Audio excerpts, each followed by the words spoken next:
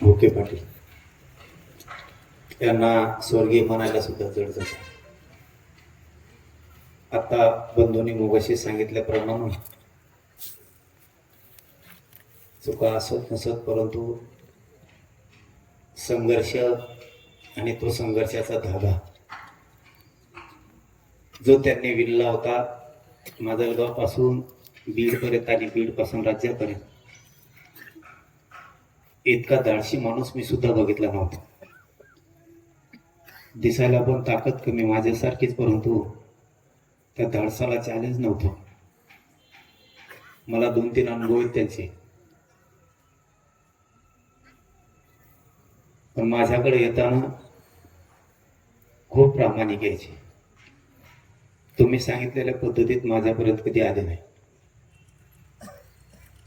माझा आग्रह मात्र असायचा, मला तो वकील साहेब सुद्धा याला साक्षीदार आहेत, तेवढी एक गोष्ट करू नका म्हणायचं मी, आम्ही तुम्हाला कुठंच कमी नाही पडणार. परंतु आता हो म्हणायचे आणि पुन्हा तसंच व्हायचं. त्यांनी त्या गोष्टीपासून लांब जायला पाहिजे होती, सगळ्यांची इच्छा होती. परंतु त्यांचं स्वप्न साकार करायचं आपल्या सगळ्यांच्या हातात. त्यांच्या लेकराबाळाला कसलं दुःख लागू द्यायचं नाही, ही जबाबदारी आपण सगळेजण उचलू. मी रात्री माझ्याकडं आपल्या गावचं तालुक्याचं शिष्टमंडळ आलं होतं, त्यावेळेसच मी सांगितलं, जेवढे जेवढे राज्यातले पोर आतापर्यंत आले त्यांना मी त्यांनी मागितल्याप्रमाणे मदत मिळवून दिली. तसंच यांना सुद्धा रात्री सांगितलं की दोन्ही पोरांचा नोकरी लागेपर्यंत मी एक जणाकडे कोणाकडे तरी ते दोन्ही मुलांचं शिक्षणाचं नोकरी लागेपर्यंत देतो. हे मी त्यांना रात्री शब्द दिला. भाषणात बोलायचं आणि ते इतका आनंदाचा दिवस नाहीये. दुःखाचा डोंगर त्या कुटुंबावरती कोसळलाय.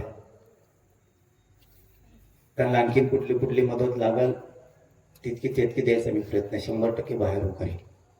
तुम्हाला नाही अडचण द्या. आतापर्यंत महाराष्ट्रातल्या सगळ्या गोरगरिबांना माहिती, आंतरवाली जे जे आले त्यांना मी मोकळ्या हाताने जाऊ दिलं नाही. माध्यम काही पण असेल, मी माध्यम कोणचंही करत, जसं की तुमचं यांच्या गावचा प्रश्न होता, ते सुद्धा मी दादाला सांगितलं, ते पोरग नोकरीला घ्या. मी जगताप साहेबांना सांगेन, डग साहेबांना सांगेन, मी कोणाला सांगेन, समाजाचं काम माझ्या आलेल्या अडचणीचं मी पार पाडून घेतो.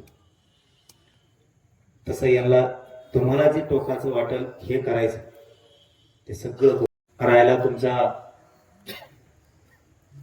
सभागृहाचा विषय बघा, तुम्हाला कुठपर्यंत जमतंय, नाही जमलं तर सांगा, आपण तिथेही ताकदीनं प्रयत्न करून तेही पूर्ण करून देऊ. सगळ्याच्या वतीनं सांगतो, त्यांच्या कुटुंबियांनी सांगितलं म्हणून माझं गावकरांना हे करावं लागतं. त्यांना वाटतं की कधी आम्ही आलोत गेलो त्या 5 ताई मला माझा भाऊ दिसावा म्हणून एक पुतळा असं, हे तुम्हाला करावंच लागणार आहे. या ठिकाणी तिथं नकार कोणी आणू नका.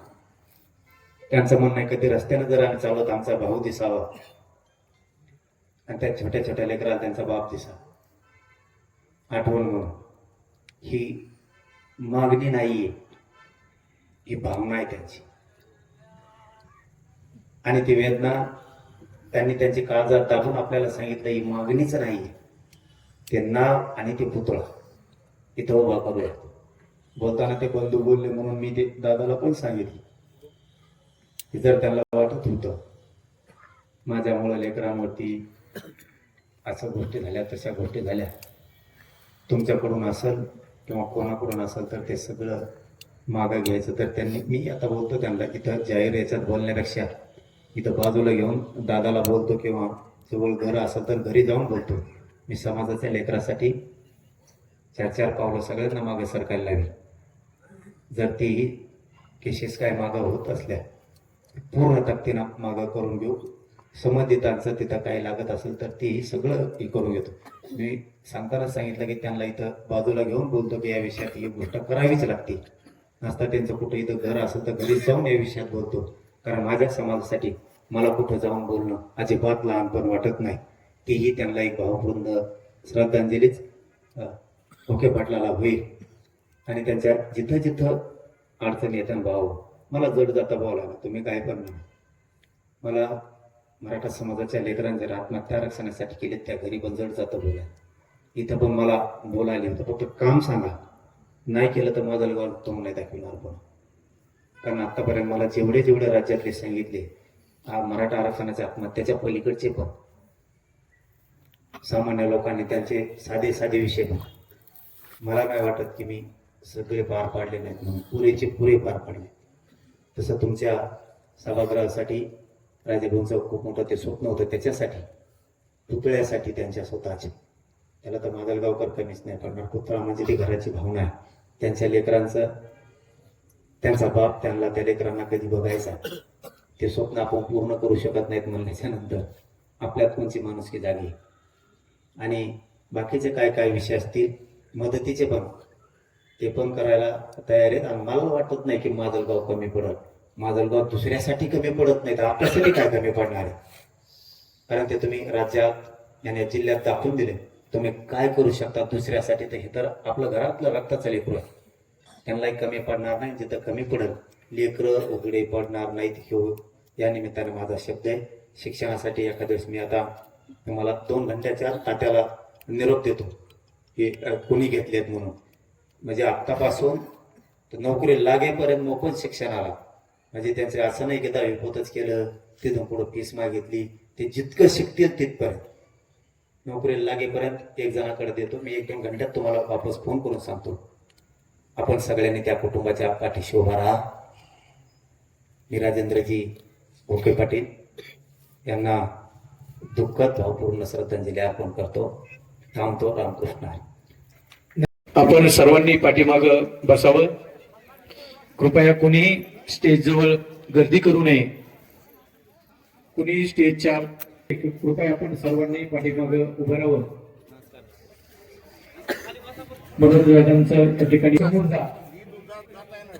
स्टेजच्या उजव्या बाजूला जे मित्र आहेत नाही, तरुण मित्र, त्यांना विनंती आहे की कृपया आपण सर्वांना समोर जावं.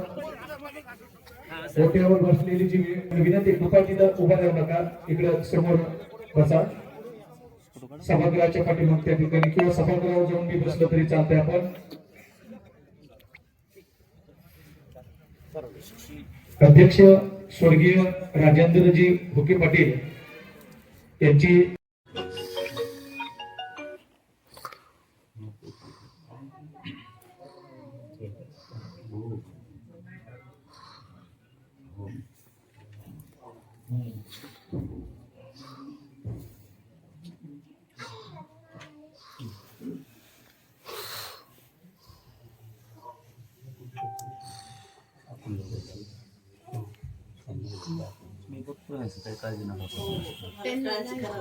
त्यांनी म्हणले होते ना, मी म्हणलं लेकरांची कशी सोय काय तू असा पाटलाला सांगा तुम्ही. पाटलाला सांगितलंय म्हणजे मी लेकरांची सोय करायची, तुम्ही काहीच काळजी करू नका असं ते नेहमी सांगायचं आम्हाला.